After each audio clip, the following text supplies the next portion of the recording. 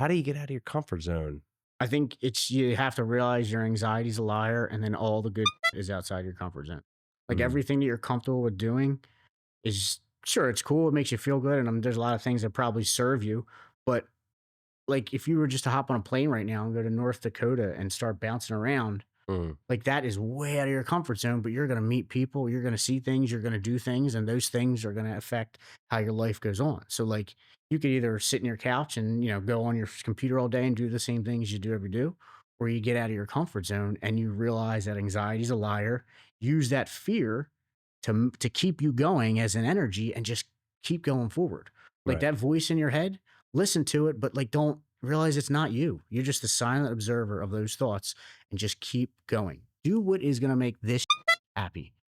Everything else. Right. If this isn't happy, this isn't going to be happy. And regardless of how much money or you accumulate, it's not going to fill that hole. Young Drunk! Welcome to another great podcast of Path to Possible. We have Mike McDermott today. He is the owner of MBM Property Management Company, and he's also a realtor. Looking forward to hearing your past, bud. Hey, so we were looking at your website. There's a aerial view. Did you do the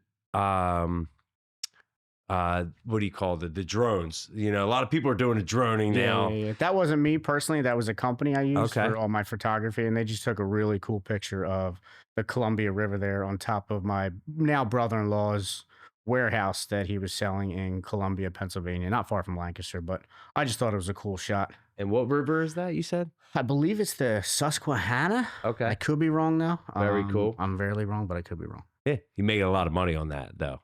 It was okay. Yeah. I mean, yeah. It was No okay. discounts for family. I don't care. Actually, yeah, I do that all the time. I don't broadcast myself as a discount realtor, but one of the things I try to pride myself in is helping people make the most money can or keep the most money they can. And if there's any fees or anything I could waive in my commission to help you out that way, I will do it just because I'd rather have someone come back because a job was well done and you made a lot of money as opposed to just, I used you before. So I try and keep it That's awesome. keep it honest. Yeah, no, I agree with you. So take us back where your path really started. I guess if we're talking about my path to real estate, it probably started when I was working at SEPTA and I had to get out of my parents' house and I bought my first property. I saw the process, watched the guy who did it, and kind of just came to the conclusion like I can do this too. It's not, it's not hard. So as I was at SEPTA, I went to the real estate classes, took the test, got my license, got into the business, found out it was nothing like I thought it was from the outside. But I kept my license while I was working at SEPTA. I worked in a warehouse for like 5 or 6 years, manual labor, 6 a.m. start, 2:30 stop, overtime, 2 hours a day, which wasn't bad, but it wasn't my favorite thing to do. Let's say I knew somewhere inside of me that like that's not what I wanted to do for the rest of my life. Moved on from the warehouse, got a job downtown at SEPTA, 1234, corporate setting, you would say. I worked there for about a year, had a great pension. I think I paid $3 a month for my health care. I could take off whenever I wanted to, as long as I was in by 6 o'clock. Took my lunch at a decent time and left at 2:30. I could have retired there in 30 years and had a great pension. But after a year working there, I realized sitting behind a desk and just like typing in the numbers and looking at a screen wasn't the healthiest thing for me. So I just made the leap into full time with real estate. But luckily enough, I had some rental properties to fall back on at that time, to where my cost of living wasn't too high and I was able to transition into it. And from there, I kept my license and became a licensed property manager at JG Real Estate on Frankfurt and Girard and learned a ton there through project management, property management, being a realtor, and just kind of like doing a lot of things for the owner who owned like 1,000 properties. And then I left there full time to go to another job full time, which I was telling you about on the way here. I drove down City Line Ave for, I want to say maybe 6, 7 months at 2 hours in the morning, 2 hours into the day. And the stress from driving on that road absolutely drove me insane. So I quit that job and just went real estate full time. And I've been doing that since, just helping people rent their properties, sell their properties, flip properties, buy investment properties, just any way I can add value and trust in such a big decision That's what I try to do with real estate to people. I try not to pigeonhole myself and say I'm one thing. Mm. I just want to be able to be everything that you could need in a good transaction process so we can keep doing it, and just pretty much where I am today. Right. And as a realtor and what you started doing at SEPTA, it's all great stuff. You went to Drexel Drexel University. Drexel Yeah. Drexel University. Okay. University. So you went to Drexel University for what, 4 years? Uh, I transferred from Newman. I did 2 years at Newman. Okay. I think I had Okay. like a 4.0 GPA there. That school wasn't the most challenging. Holy Then I got to moly. Drexel and kind of flipped around, and I had like a 2.0 GPA for 3 or 4 years. Okay. And I was on the 5-year program, but my GPA had gotten so low that I had to get it above a 2.0 to pass. And what happened was I took one math class 8 times at Drexel. I failed it 8 times. And when I was 30 years old, sitting in front of an academic advisor, he looked me in the eyes and said, "How did we let you do this?" And I said, "You should not be asking me that question, right? You should have asked me that question 10 years ago when I failed it the first time." So I took a night class I had to get an A in the class just to get out of Drexel. And I took that night class, got the A, got my GPA out. So it took me like 6 or 7 years for that 5-year program. Mm. And I not really told people about that like at the time because I wasn't the proudest of it, but it is what it is at this point. So like, yeah, I was at Drexel for the 5-year program, but I could have got my doctorate for the time that I was there. But yeah, No, got out with a degree in business administration. I could definitely relate to that.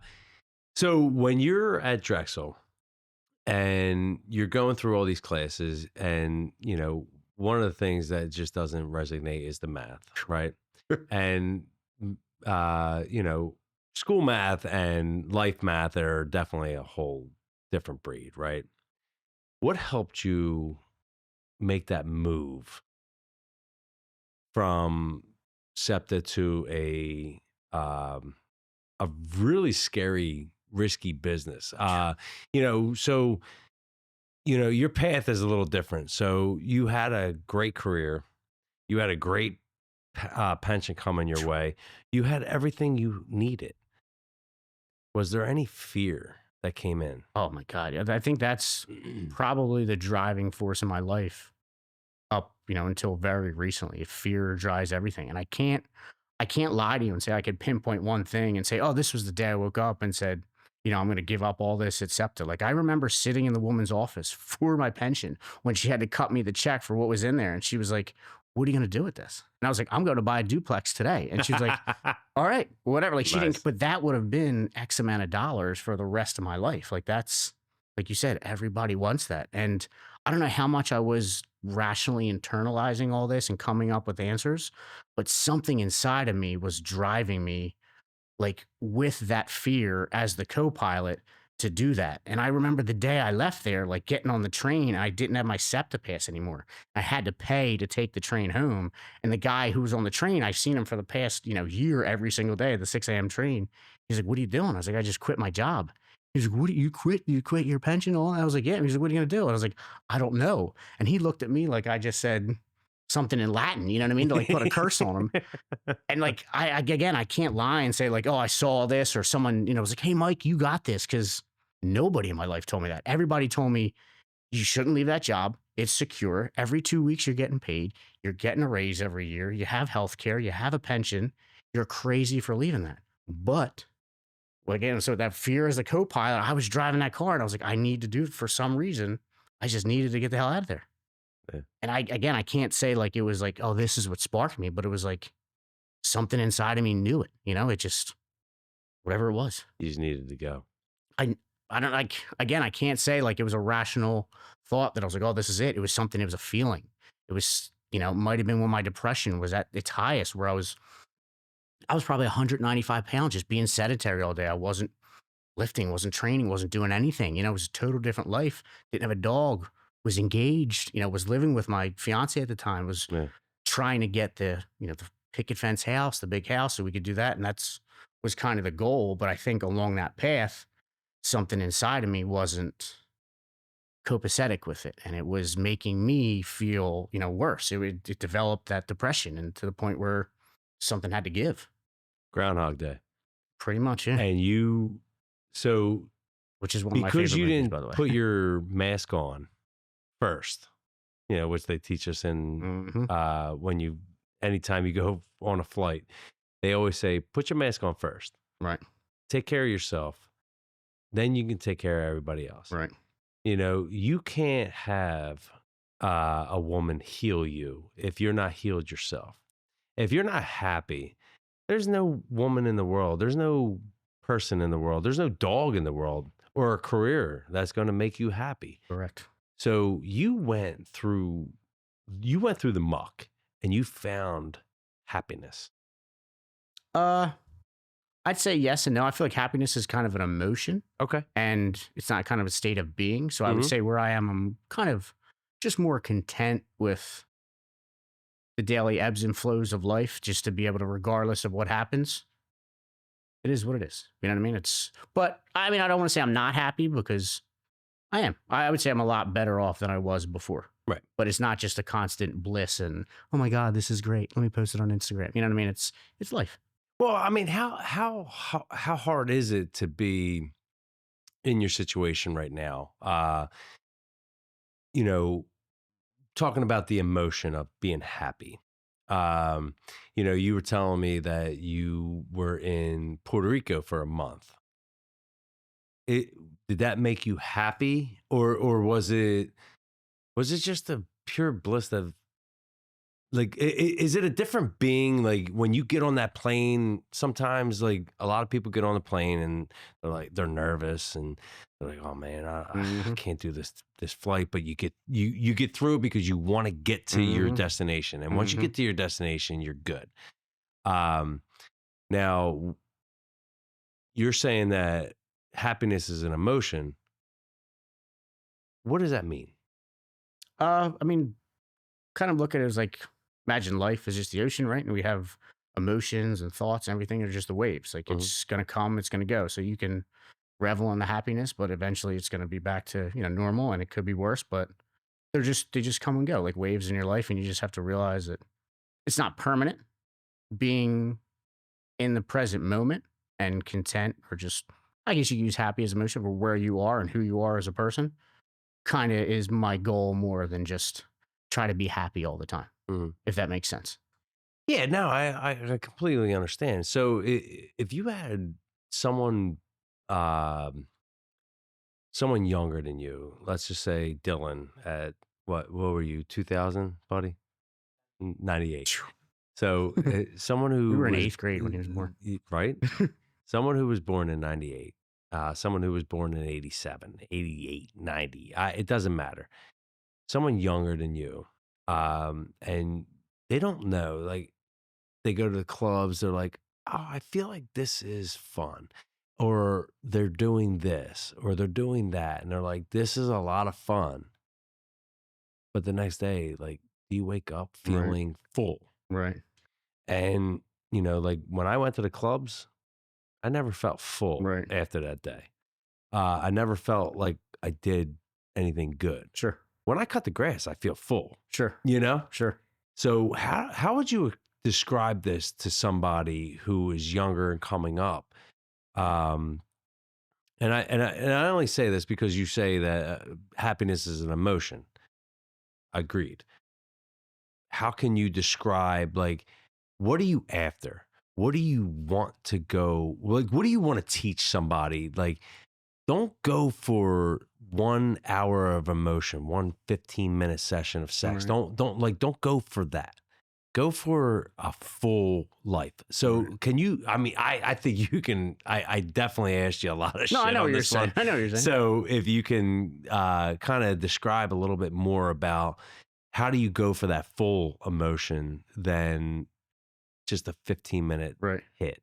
I think, I mean, like that 15 minutes, like that whole process of what everyone is doing is part of the process to get you where you're supposed to be or where you want to be. But at the same time, with what you're saying, I feel like you have to figure out who you are first before you can figure out what you want or what you want to go after. Because, like, back in my position, if I was just going with everybody else did, and I just wanted a big house with kids and wasn't really focused on the word I'm looking for, but I guess like the soulful aspect, and I'm just trying to check boxes and get to the next thing so I can acquire the next thing. I feel like, again, I don't really like giving advice, but what I try and do is when I have advice for people, I just shut my mouth and try and take it myself because I just try and look at it as like most people don't like being told what to do.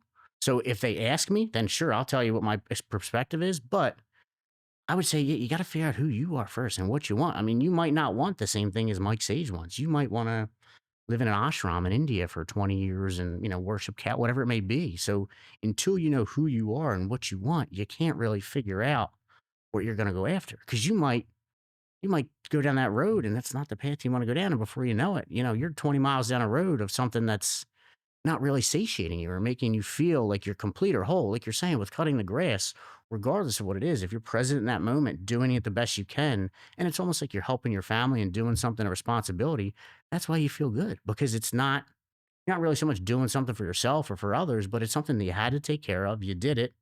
You took your time to pay attention and do it correctly, and now it's on to the next thing. And you just feel good because you did that the right way, as opposed to just doing something to go through the motions. So again, I feel like you just know who you are, and then you can figure out what you want, and then from there, everything you do should just coincide with that. But you also have to have these real conversations with yourself. You have to sit with yourself for a little bit and say, all right, what does Mike want? What do I want out of this? What do I want the next 10 years, the next 2 days? I mean, if you don't know what you want, you're going to get what Mike says gives you, right? Yeah. If you know what you want, you can go out and get it. And to pursue it in an honest and truthful way, you got to be truthful with yourself, regardless of what it is. If Well, you want to be a weightlifter, a bodybuilder, or a TikTok influencer, you got to know what it is. Not a lot of us are truthful with ourselves.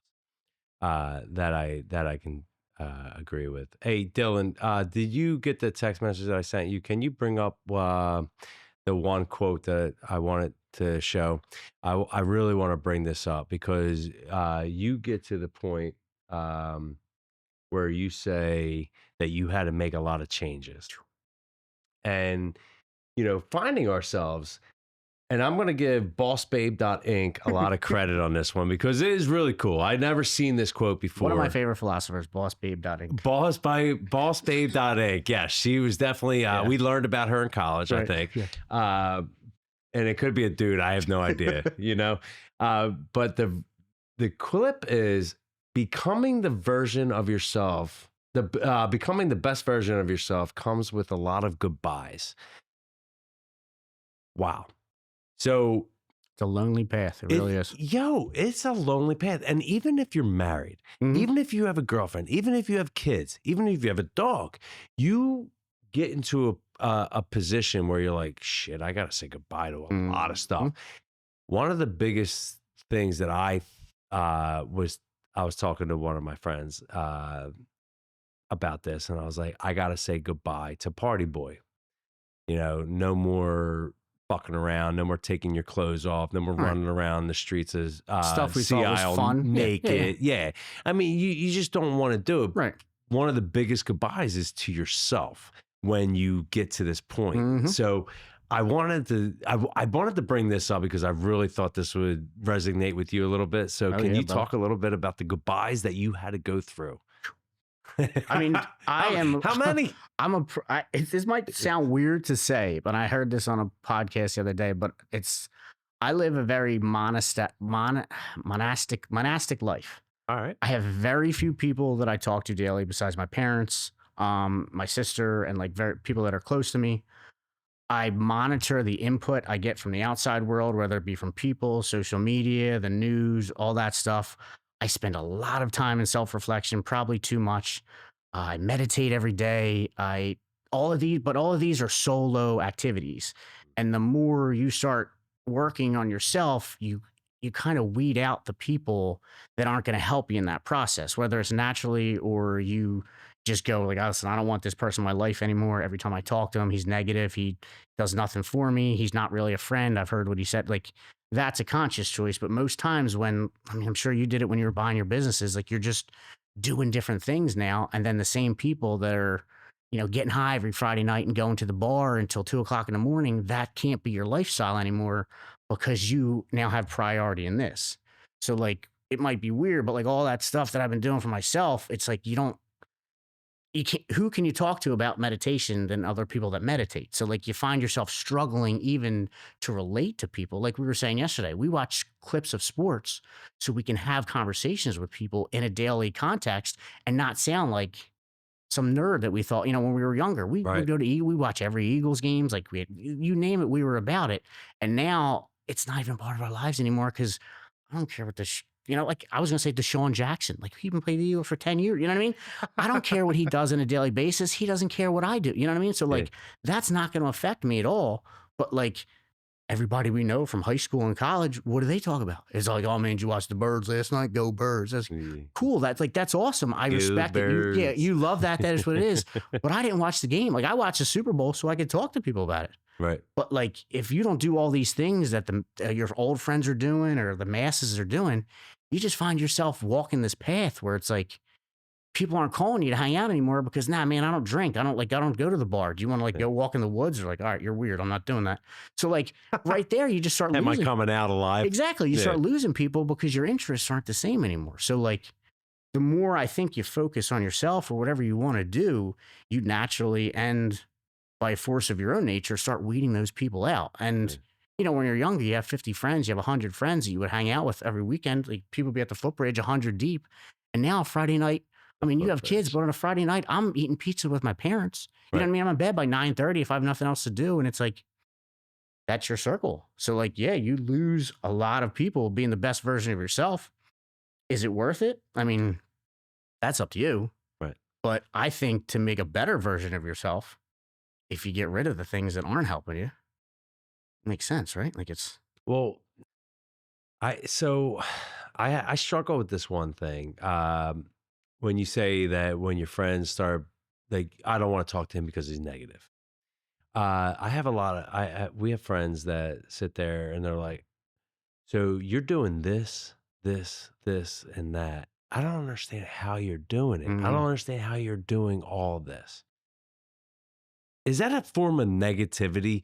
And because and it's passive aggressive and kind of yes, way. Yeah. and it gets to a point where you're like, man, I don't understand why you would ask that question. Like, I don't know how you're doing this. Why are you doing this? What are you doing?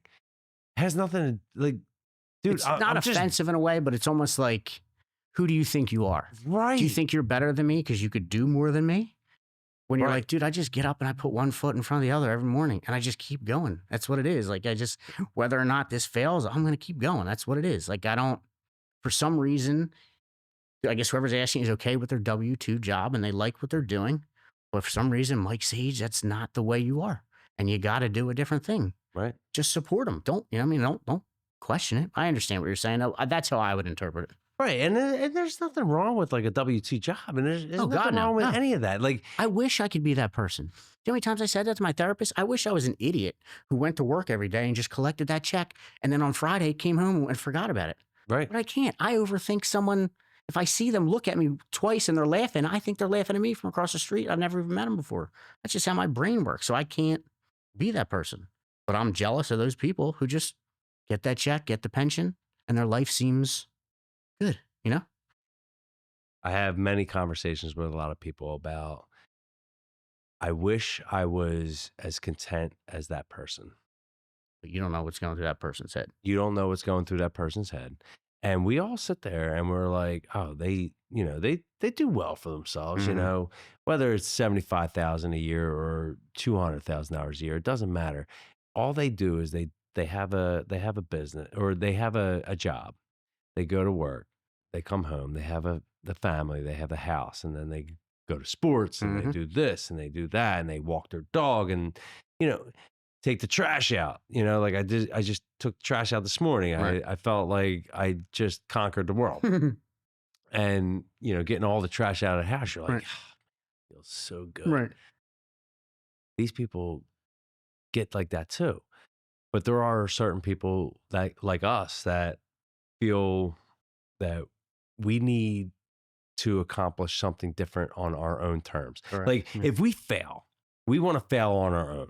I failed so many times. Right. Yeah. shoot. My whole life. Yeah. Yeah, I failed Right. at school. Right. And then all of a sudden I started reading books when I was 27 years old. And I was like, Crazy how it I changes. never read a book before. Right. Yeah. You But know? when you had interest in it and it was something that would benefit you, not just something someone's telling you to do just so you can take the test, get the good grade, and be like Joey who graduated and got that job, but it was Mhm. from Mike Sage. You were like, I like this book. This is why I'm going to do it. I'm going to read it. This is really cool. Yeah. This is fun stuff.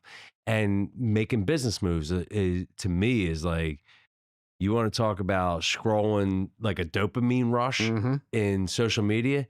My dopamine rush is a business deal, Sure. whether it's selling a piece of real estate or buying a business, Right. or That guy comes back to you from today. Ye- You're going to get that rush. Yeah. yeah, and you're going to get that rush, and it's so much fun. Mm-hmm. So when you dive into these things, you're reading a lot, right? Yeah. I love reading. What's your favorite book that you would push on to somebody else? So like, it's not. I know it's a hard question because you push something on somebody and they're like, I take a show, right? And I'm like, I love Modern Family, and Right. I try to push Shit's that on hilarious. you, Yeah. and you don't have a family right now, Right. like you don't. You Don't have relate you to have a it, right. dog, and it, like, will you relate to it? It's a funny show. Sure. I think it's hilarious. Yeah, Yeah. it's hysterical. But like, if I push that on you, like, oh, this is how family is, Mhm. man. No, like, Right. you don't know yet. Right. You're not ready for that yet. Right. You push Muay Thai and Jiu-Jitsu on me, Right. You'll feel lost. Feel like you're drinking from a fire I hose. feel like I'm going to get my neck snapped, or you ruining my college career with Right. an arm bar, you prick. I remember that. I don't remember that at all. Yeah, I remember that. You put me in an arm bar, you prick. What book would you push to somebody that is just coming up, just to kind of like, what would lead them to a different path? Right. You know? I think, I mean, just in this point in my life, I think about the word perspective a lot. Okay. Like the way, you can look at things. It's like we talked about it yesterday. It's just like your perspective on how something happens to you. It could be a failure or a learning lesson. And you could take that as you could dwell in your depression and say, this is the worst thing that happened to me. Or you learn from your mistakes, take the licking, and you keep going on. So like, I feel like some of the best books that I've read have changed my perspective, how I've looked at things. And this might sound corny, and I'm sure a lot of people have read it. And I think it is a novel. I mean, it's a novel. It's called The Alchemist. I don't know if you've ever read it. It's a very short book. I've read it a bunch of times. It's easy to read, short chapters, short paragraphs. And I think if you read that and you actually like pay attention to what he's trying to say, I think that's a great book that can change your perspective. Well, you just said it right there. Are you reading between the lines every time you read a book? No, sometimes it takes a couple times. Okay. Yeah. Okay. Sometimes it takes to the second or third time you read it to realize, oh, this is what he was trying to say. Right. It took, I mean, I don't want to spoil the book, but it took me a couple of times to read The Alchemist to realize that this second to last thing that happens to him wraps up majority of the book. And that's, I don't want to say it, but like that's why it's one of my favorite books, because it's just a simple story, but the process that he goes through turns him to who he is and gets him to where he needs to be. And he doesn't trust it the entire time. Now, would you say that you need to read a book numerous times? Because I've never had a great comprehension to Right. books, and I read a few of them multiple times Right. just to kind of understand like what's going on. Right, I'll right. take notes in some Right. books now. I never took a note in my life Right. on a book, and then when I started turning 27, I started reading books, and I'm like, I don't know what they meant by this. Mhm. So like, I read Who Moved My I Cheese. remember you telling me that, yeah. I read that like 7 times before I understood what him and Hall and Right. Scurry were doing. Sometimes like, it just takes a little. What were you doing? Yeah. But on that 7th time, your perspective was different. Right. When you read it and then somehow something got in that wasn't in before and now it changed. So like sometimes it takes 100 times. You know what I mean? Sometimes it takes 1 time. We're not those lucky people that just, it's the first time, but that's what it's about. Yeah. And you got what you needed out of that book. It just took you more than once. Right. And it's scary because a lot of people will put a book down and be like, that wasn't really for me. Did you read it again? Right. Did you try to read it in a different perspective? Did you try to change your mindset? And did you want to read it? Wait, You know what I mean? Like did if you you don't want to want to do read it? something as an adult, Like What the hell? Yeah. I mean, like, I like was gonna make you sit down and play Mario Kart. You'd be like, I don't want to do this. You know what I yeah. mean? You wouldn't be into it, you know? Well, I beat the shit out of my kids on Right. Mario Kart, so like my kids still won't beat me, but when they do beat me, it'll be a fantastic thing. Right. I hate playing it, Right. but I enjoy spending the time with them. And like I know certain people who like I'll recommend a book and they'll read it and they're like, I didn't like it. Right. Did you have a different perspective or did you go in negative? Right. Like, do you need to be positive going into a book? Do you need to have a different perspective going into a book? Me, I'm open. I listen. Sometimes I veer off. I have to start the chapter again. You know what one of my friends does, and he told me, and it makes a lot of sense. When Okay. he's reading a book, if the audio book is free, he'll put his headphones in, have the person reading it to him while he's going through. So it's like double reinforcement. He's seeing it with his eyes and he's hearing the words. Right. So your brain can't really be like, oh, which Joey? You know what I mean? Yeah. It's right there the whole time. And he says that helps him with this. I was like, dude, that's a great idea. Well, I'll be honest with you. I only do the audiobooks because it's like George Costanza Right. when he's listening to the audiobook and it sounds like him reading it to himself and he's Right. like, I can't do this. So Hey, whatever anytime works for you, man. anytime that I read, I'm like, sounds like me. Right. And I read at a third grade level. Now, do you like it when the actual authors read the books, or do you like it when it's someone else? I like it when it's the actual authors. Same here, yeah, but yeah. the other aspect, I did read a few books on audio that were not the author. Right. And I was like, I felt like it was a different perspective. Makes sense. Yeah. So my favorite book is Green Lights by Matthew McConaughey. Okay. It's one of my get right books. The things that he went through, the things that he endured, the mental load that he took on. Seems like a cool dude. Oh, dude. For like a celebrity, you know what I mean? He seems like a cool guy. Well, the things that he did to get right was go to Africa on a journey, and he met these tribesmen, and he he wrestled the one. That's cool. Yeah. Right. So you get into this situation, and like a lot of situations that he did that took him away from his path. Right. He went to Australia and he was dealing with this family that was really weird, and he got out of it. Like you would have to read the book to check it out, Green Lights. Green Lights. Okay. And he always says like, "Oh, this is a green light for you. This is okay. is a red light for you." I gotcha. And I like that. Yeah. dude, like he struggled as an actor, and then he got typecasted as kind of like a burnout. Yeah. No, not a burnout. A romantic comedy. Right. So he was in rom-coms, couldn't get out of it. Right. And then landed I think it was A Time to Kill. He was great in that. Oh, he was fantastic. He was phenomenal in True Detective that first season. Dude, that was Rusty when that Cole? was that was when it so got good in that, that was when it got like real crazy for him. Mm-hmm. But the perspective was a whole lot different. So like I recommended it to a buddy of mine, and he looks over and he's like, you think that's entertaining? I'm Right. like, I wasn't trying to be entertained. I just loved his path.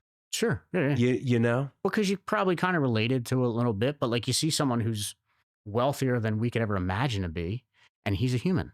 He went through shit like we do, and he came out on the other end looking after his green lights and his red lights, which Well, when you break it down makes a lot of sense. It's scary because sometimes a lot of people think money is the true factor of success. I agree. Yeah. And when people say define success to you, you're like, yeah, look, making sure my house runs, making sure my family's healthy, Sure. making sure my wife is okay, making You sure go to our Disney. making sure our relationships are okay. Some people's success is money. And when they get the money, they don't understand. So when McConaughey got money, he was like, yo, I ain't right. Right. I got to go on this venture. I got to go get myself right.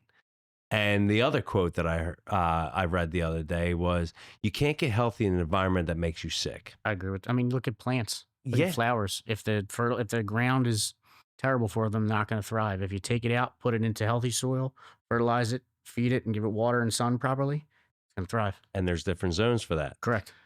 This is why I want to ask you about Puerto Rico. Tell me about your 30 days living there for an entire month. I'll be living there longer than that soon. Yeah, dude, it's incredible what you do.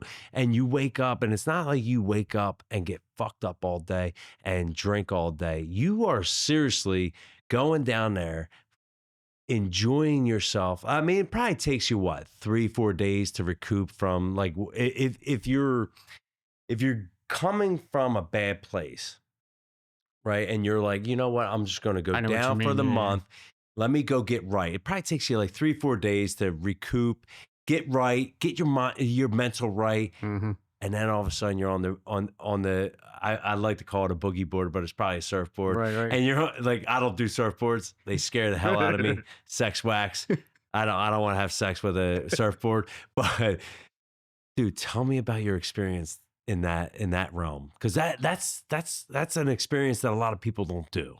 Yeah, I started going there probably like 10 years ago, I guess. Okay. Just fell in love with the place. I don't even want to say where it is because I don't want more gringos going there. Yeah, There's plenty of us already there. Racist prick.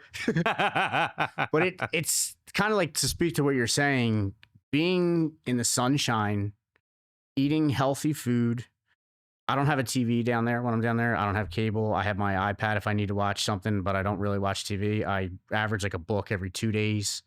I spend a lot of time by myself, but I told you before, I meet people. I talk to everyone I can. I'm learning Spanish. So like I have 2 friends down there, Eddie and Angel. If you guys hear this, what's up, guys? But it's, I don't know how to say this without being like, I deal with depression and all that shit. Yeah. So being in the sun, eating healthy food, having a workout routine, reading a lot, meditating, training, and just going to bed early and repeating and rinsing this every day does do something for you. Mhm. Like the sun's not out here in the winter. Business is slow. People aren't doing much. Like I told you before, I don't have 100 friends. Just so like going down there is a little bit different, and it kind of does reset you. I believe 110% that being in the sun for X amount of hours a day as humans helps you feel better. Almost as like Superman. Like that's where he got his power. If you're in the sun for 4, 5, 6 hours a day, you just feel better as a person. And then you're throwing in a workout routine. You're not behind these screens with the blue light 24 hours a day. Thanks, bud. Yeah. That was Dylan's idea. Well, I'm sure Dylan knows about what's going on with the blue light. But just doing that for a while, if you need it if it could benefit you, do it. That's why like Right. I just, so many people are afraid to do things.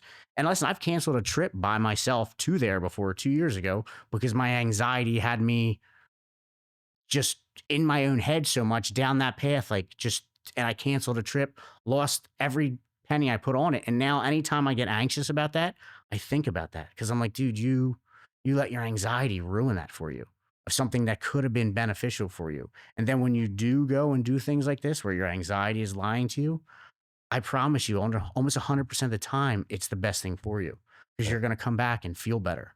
So as strange as that sounds to a lot of people, like everybody I talked to while I was down there, besides maybe Chris and Bill Cawley, would say, what are you doing down there? What do you do? Are you working? Like, why aren't you working? Why are you not working down there? And I'm like, this might sound weird, but I built my life to have as much free time as I can, to where if I want to go to Puerto Rico for a month in February, I go to fucking Puerto Rico for a month in February by myself. Right. I don't give a fuck what anybody says, because when I come back, I know I'm going to be better. And then I take care of my shit.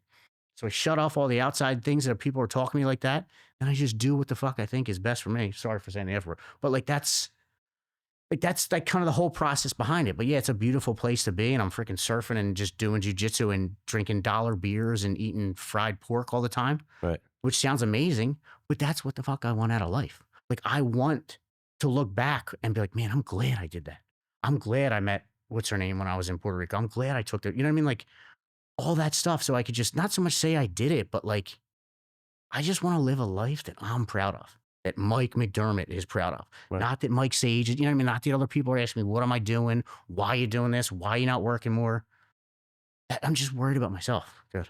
Well, I was going to say, let me ask you, and I'm glad. I love that you're doing this. It's an inspiration to everybody, and it's an inspiration to people that are coming up. It's an inspiration to anybody 40 plus that hasn't done anything yet. Yeah.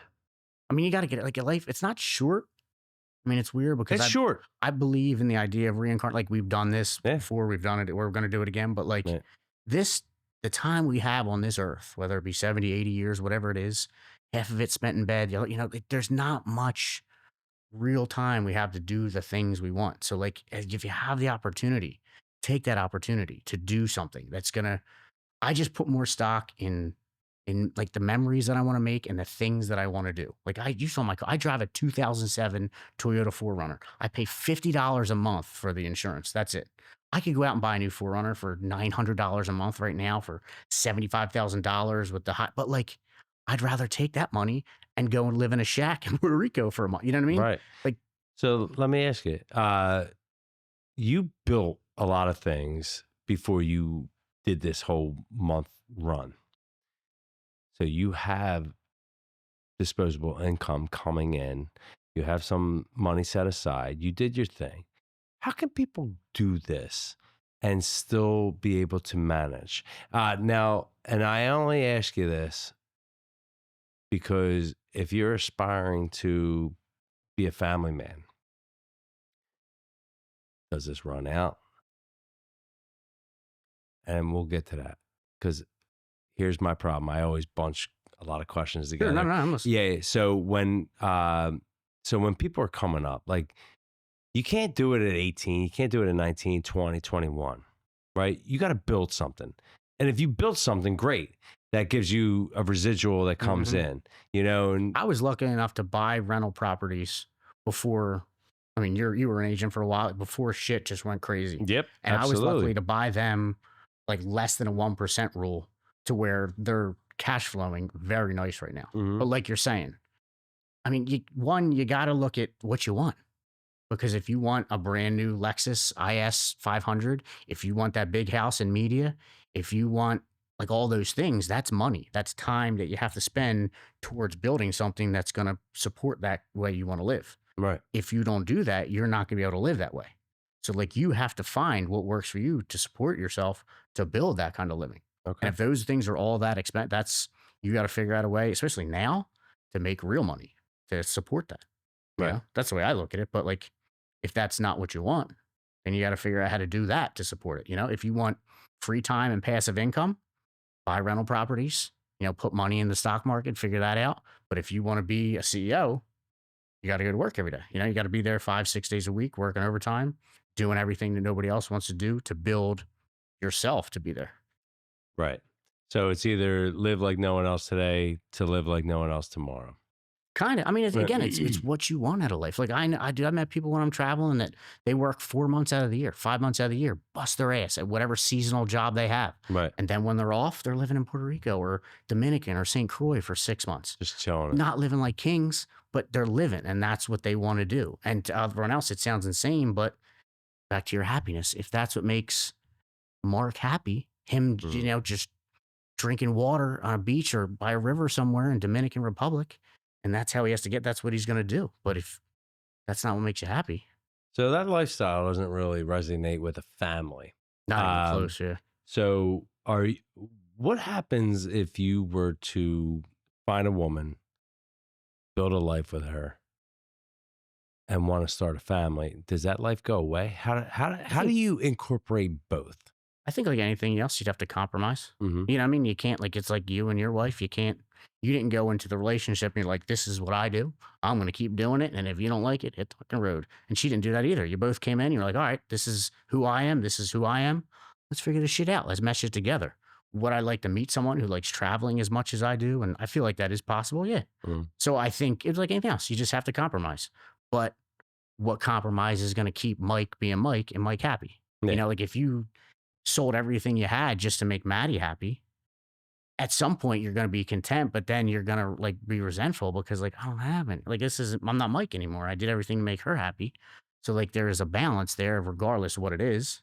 You still got to be yourself, but someone else is coming into your life that you want to cohabitate with, there's got to be compassion, there's got to be empathy, and there's got to be compromise. Agreed. Yeah. Yeah. No, I definitely see that a lot. I mean, Man. 100%. Like, I love it. I mean, it's weird. This document, I haven't watched it yet, but it's on Amazon. I can't remember what it is, but it's about this old dude who sailed a ship for like his entire life. And I watched the trailer. Like, he's like in his 90s, and I'm not going to say this correctly, but it's something like, what is the difference between freedom and loneliness? Mhm. Perspective, right?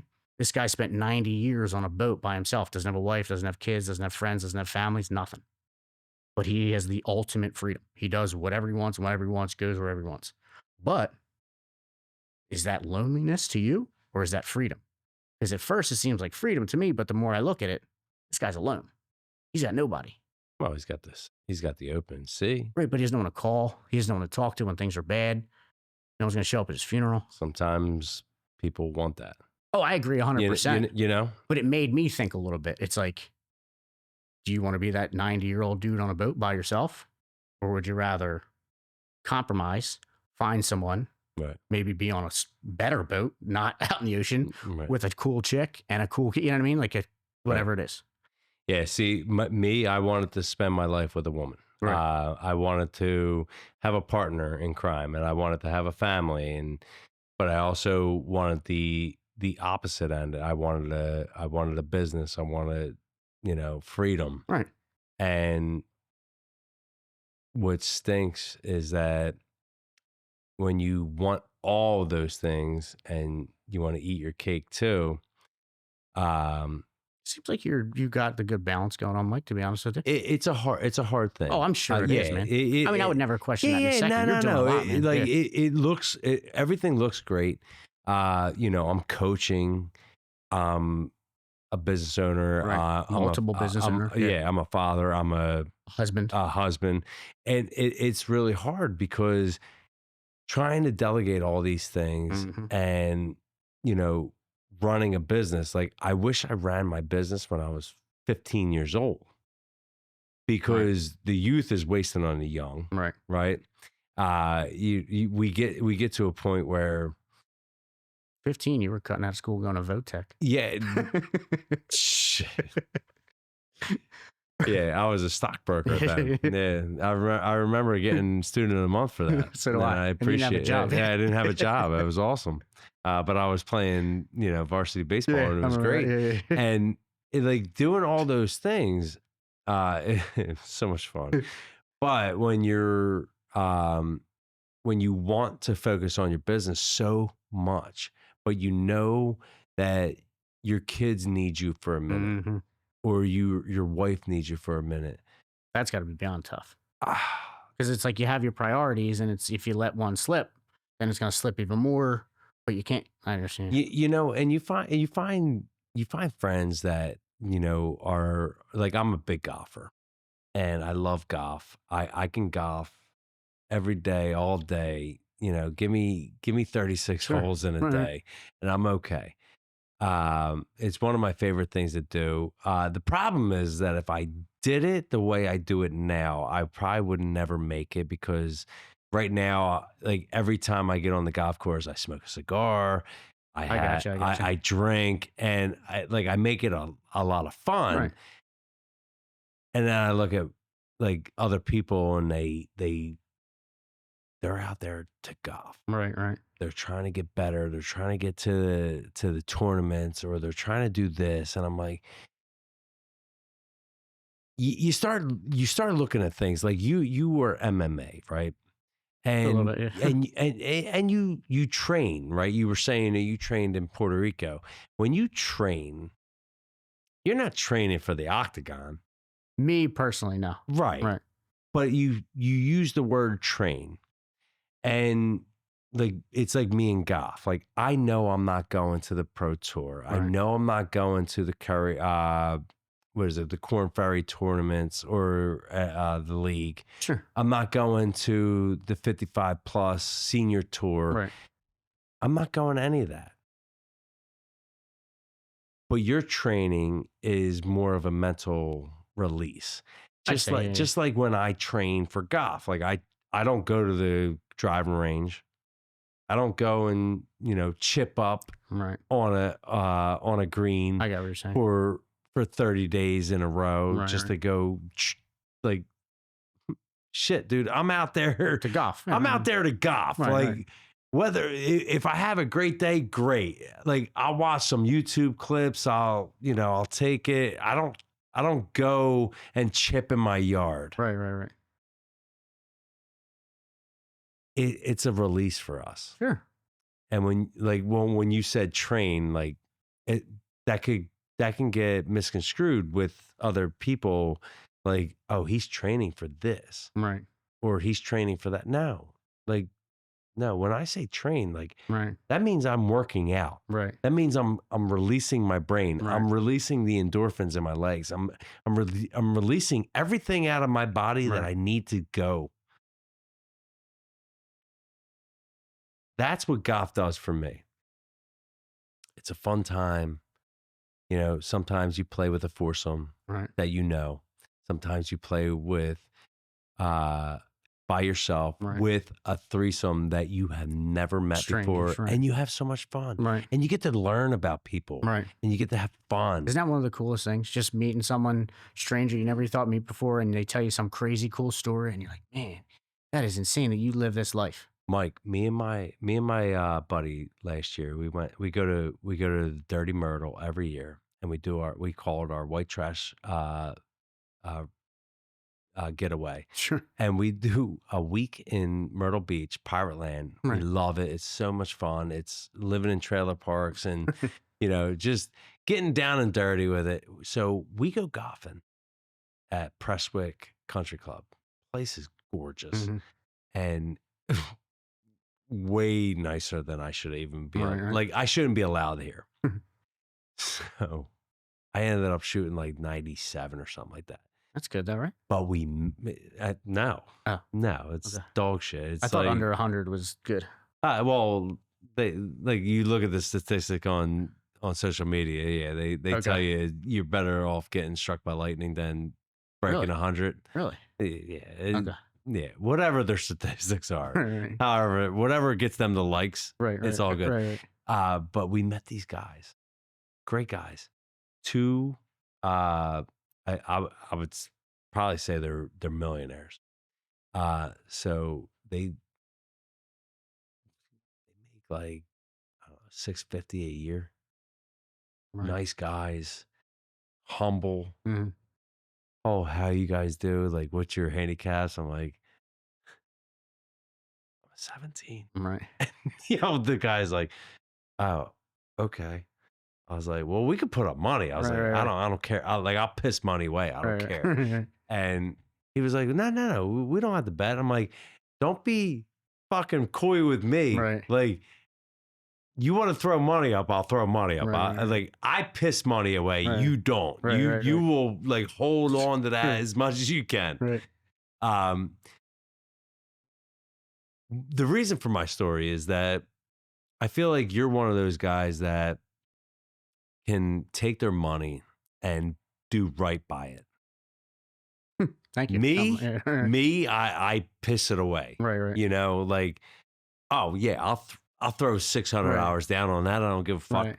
Just go. Sure. Yeah, I disrespect money. I kinda do the Always same have. thing. Right. I always have. Right. I feel like you have a little bit more to give about investments, what you would do, like how you would do it, stocks. I can't lie and say I know a thing about the stock market. Okay. I mean, I know what they Real are. real but I estate. couldn't give you advice.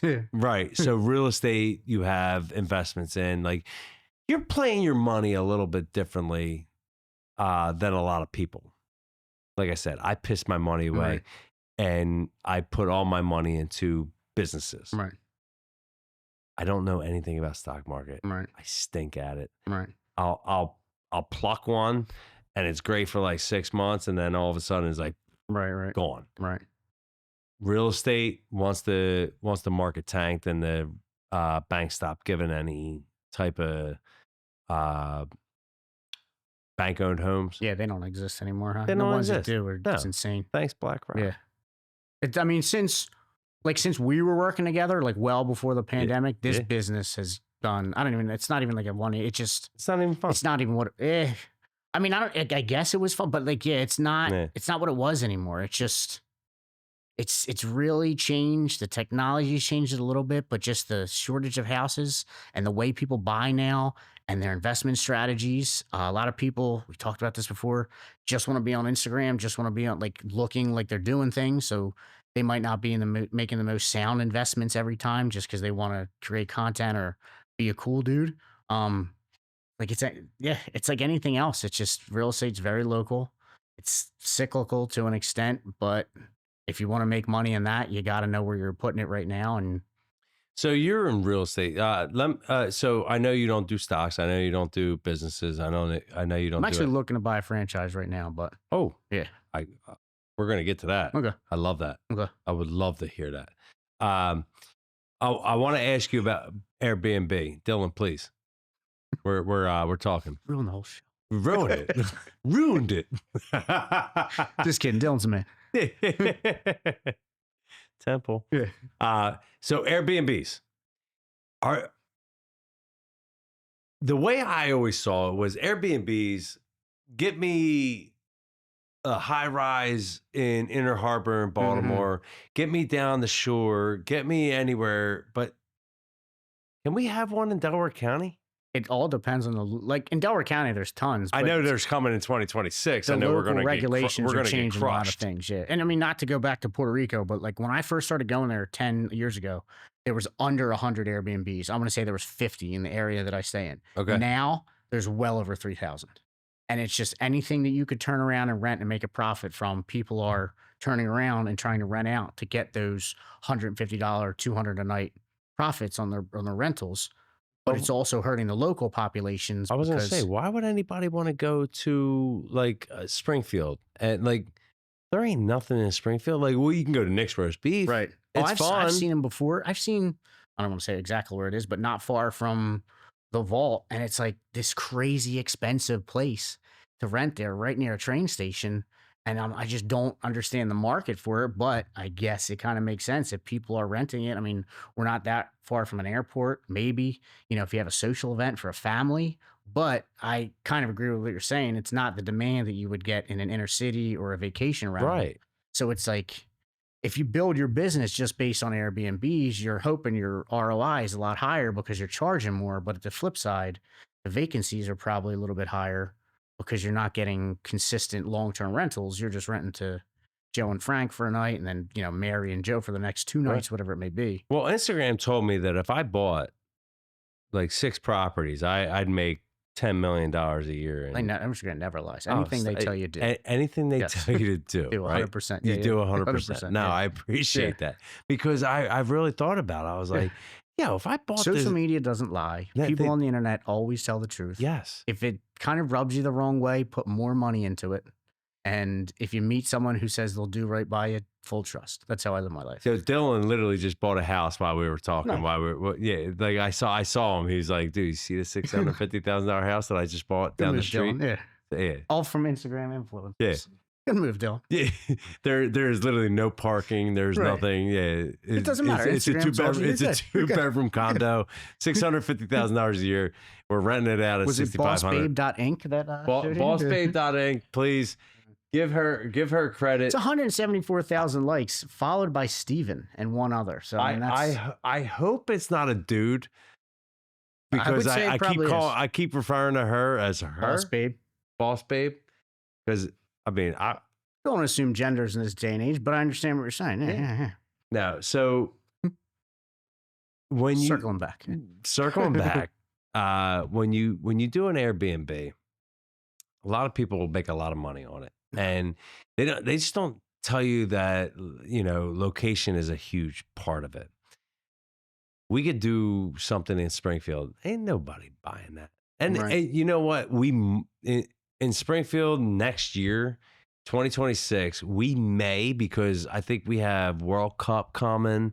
That's right. I forgot about that. Dude, we have that Wawa up the street now. Yeah. We got the Wawa up the street. Right, so good, right. And another one on Bishop Ave. That's even better. Yes. I love Wawa. Brandon was from Delco. I know. And you know what? Like, the taste is so bad that it made my taste buds. It's like you were saying ruined. earlier. As soon as they got rid of the pickle bins, Wawa just went downhill.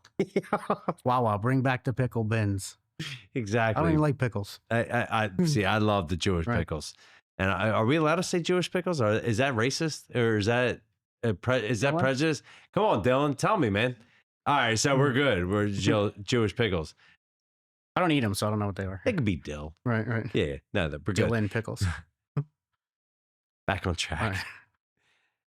Right. So next year we have a lot of tournaments coming up. Well, you know what? Remember when the Pope was here? There was a lot of people that were Airbnb in their house in Springfield and Morton Oh yeah, for crazy amounts of money Yeah. because the Pope was coming. So, I mean, we got Home Run Derby coming next year. if there's, I mean, you figure we're not that far. You know, if you aren't comfortable, you get on the train, you take it to Center City, and then you take the Broad Street line down to Patterson, and you're there. Right. We're not that far, really. So, So, well, but does it pay off all well, years? dude, think about this, right?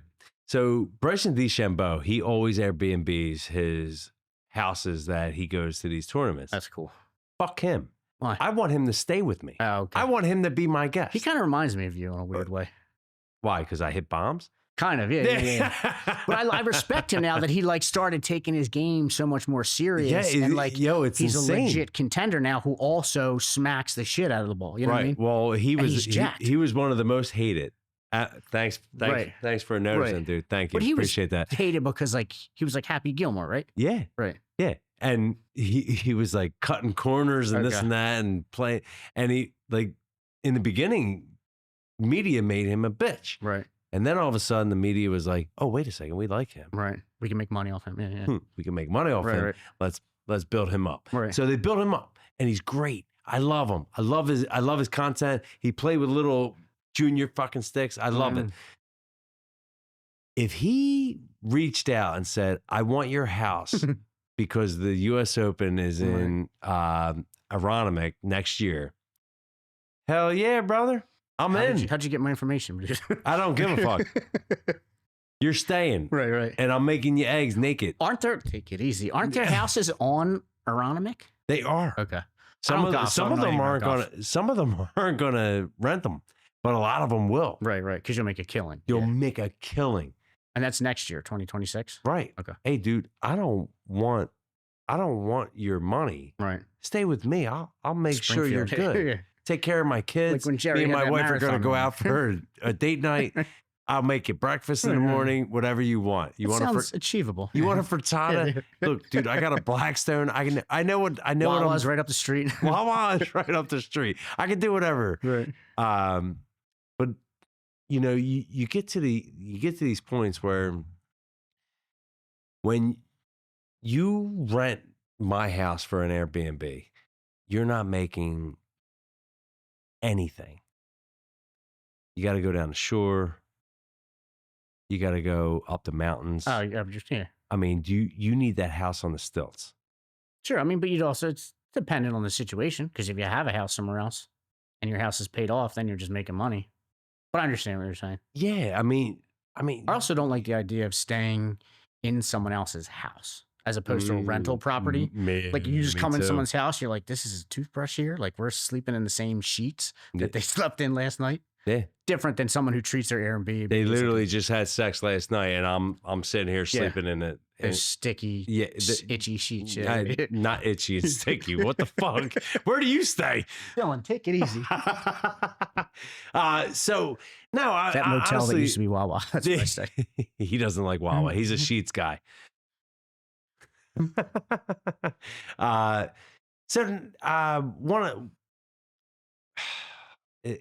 It's so hard to understand where you're at. So like me and my wife, let's go to a hotel.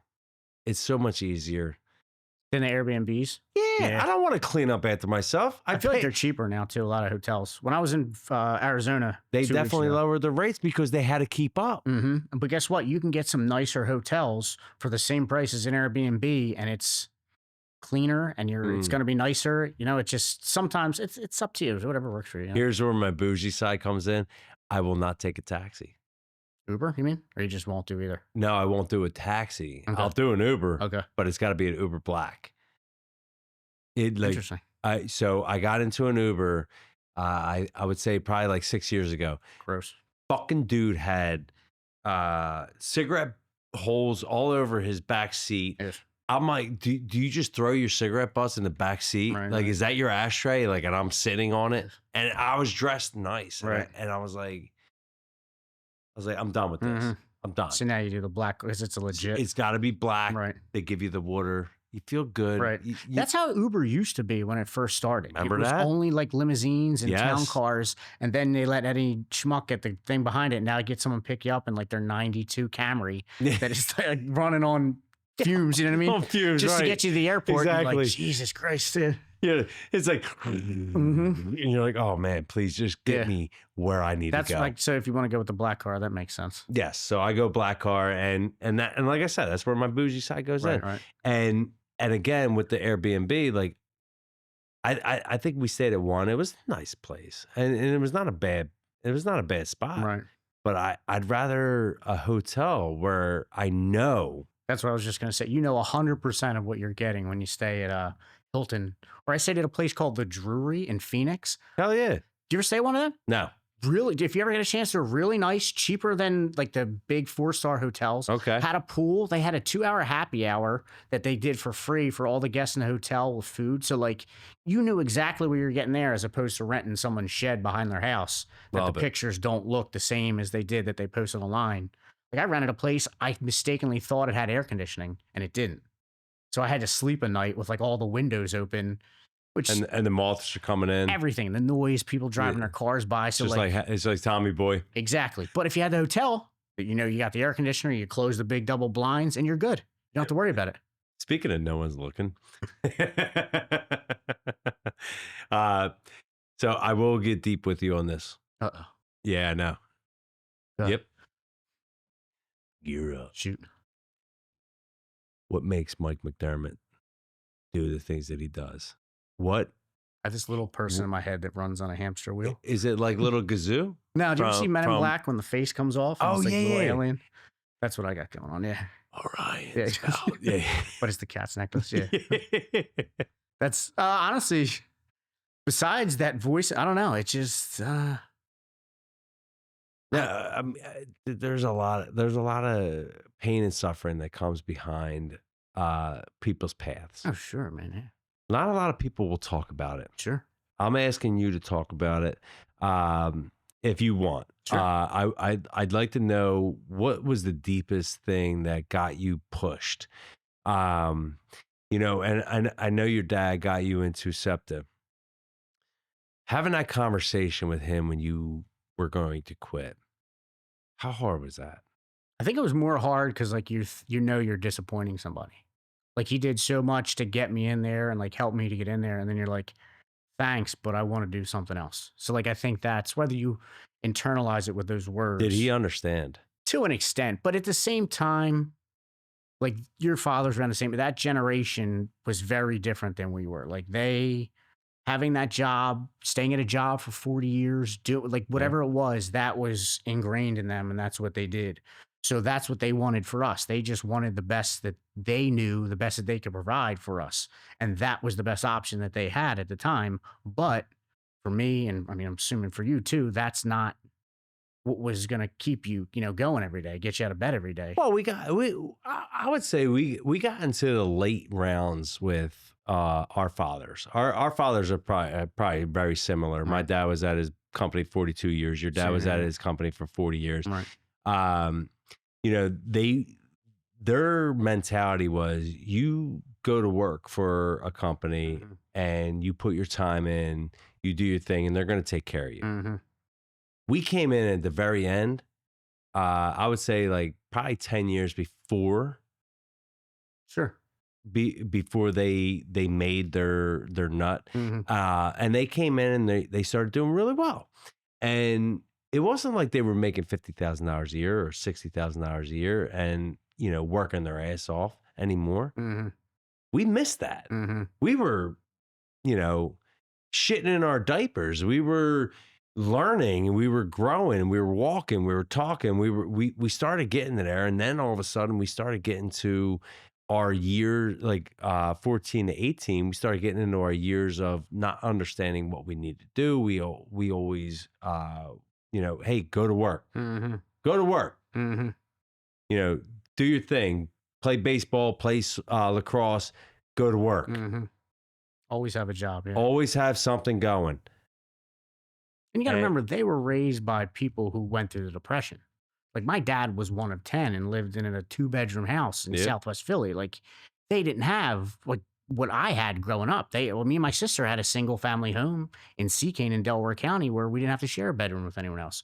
So the whole perspective on life was different. Like they almost were scared into working for the rest of their life so they didn't starve to death. Right. Meanwhile, me and you were eating fucking Elios on Friday. You know what I mean? We're eating Imperial on Friday night. But the 30 years that they put in, they sat there and was like, if you put your hard work in, and we sat there, we're like, bro, what? Right. Like, We were also told that if you go to college, you could skip most of that. yes. And just get this job making X amount of dollars and never have to worry about anything again. That's a great point. We were told that you skip all that. By getting a college By degree. getting a college makes you better degree. than everyone else who didn't have one, and you can walk in and get a job. And then we start going to work, and then we're like, oh shit, well, we don't like this. I was working in a warehouse with a degree from Drexel. Right. Picking parts and putting them in a brown paper bag and stapling them so some mechanic would get it out the window. Right. And smoking 2 cigarettes every hour so I could stay outside. Like that's what the degree did for me at the time. Yeah. Right. I mean, it was kudos for trying to help us, but at the same time, it's almost like that narrative switched as we were graduating. It's everyone had a degree. So now that degree wasn't as powerful anymore. Well, the problem that I always say is that like we respected our fathers so much for everything that they have ever done for us. And they were very hard. They were hardworking people. Like there is no denying that. It's just different. Oh, it's very different. Yeah. And it's not. And your kids are going to be different. Are you kidding? But you don't know how it's going to turn out because of what you're doing now is going to turn them in a certain way, and then they're going to do their thing. Exactly. Like I sat there and I always had a thought like my kids would take over, and I'm like, they might not want to do that. Dude, they might not want to do this. There might be like an AI tool later that's like a robot comes and fixes your garage door, or a robot sits there and types your paper for you, and you're like, hey, bud, type me a paper because I'm going to bed. Right. And here's AI typing the Our parents worked their asses off, and we respect that. Problem was that it was very hard for us to go away from it because how much admiration that we had for them. Sure. And we didn't want to disrespect them. We didn't want to disappoint them. That was one of my biggest fears is the disappointment. Yeah. So I never worked at my dad's company. Thank God. I would have had a heart attack feeling the way I feel. Right. I don't know how you felt that when you told your dad, thanks for getting me in, but I'm out. Right.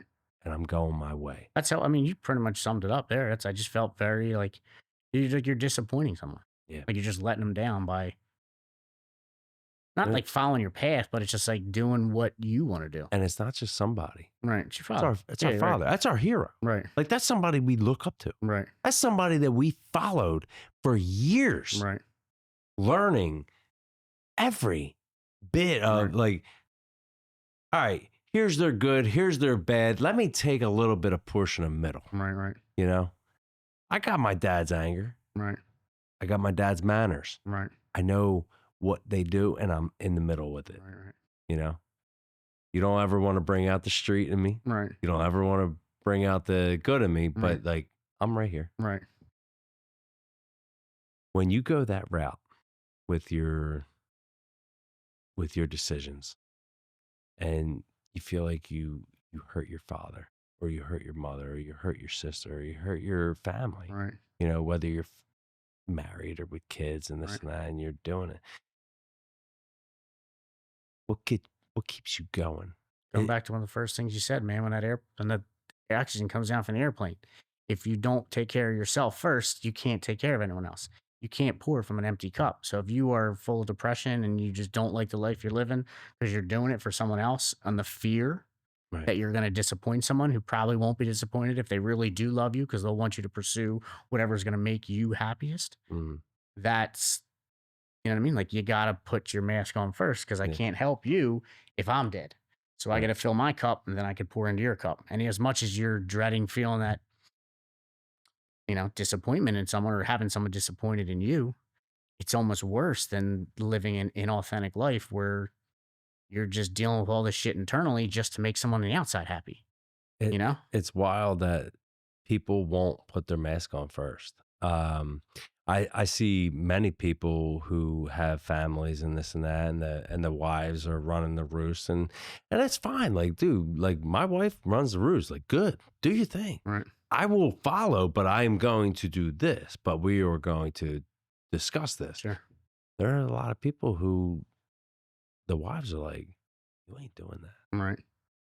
I need you here. Right. If I'm here, how am I making money? Right. If I'm doing that, how am I making money? Right. And it doesn't matter. Like you can go to work for somebody. You can do this. You could do that. You could do that. Anything. What the hell are you doing? Right. Why are you stopping your money flow? Right. Either way, I get so wrapped up in all this, but I want to go back to you and your spirituality and like how you found your path. Like when did the spirituality is that a word? I don't even know. No, it is. Dolan, is that a word? Look that up. Spirituality, yeah. Give me Webster definition spirituality. I don't even know if I say it right. Maybe I put some You're peanut good. butter in my Spirituality, yeah, maybe you I got put it. some peanut butter in my my mouth and I'm That sounds Mr. good. Ed. What was the question? When did you find your spirituality? How old were you? Like what? Like how long did it take? Ooh, I don't know, man. I think I'm still on that path right now. Like it's Okay. just a constant. I mean, I was raised Catholic. I received literally all the sacraments. I was married. I was Mhm. baptized the whole 9 yards. Oh no, I'm not talking about that. I'm talking about the spirituality on life. Like you sat there and like you go and get right when you're not feeling right. You had a anxiety attack going on to a plane and you ruined an entire trip. The spirituality in that regard to uh to a business sense, to a mental sense, to a personality sense, like when did you stop or when did you start doing this? Honestly, I don't know if I could pinpoint. I feel like it's just a Oh, lifelong process of it's just it, trying to like weed out the things that you don't want to be or you don't want in your life and you want in your life. And it's like the more going back to books, the more you read, it just, you mm, read one book. It's like you read a book on near death experiences and then you read a book on people who had near death experiences and then it leads you into something else. That's something into Buddhism or Hinduism or Tao, whatever it may be.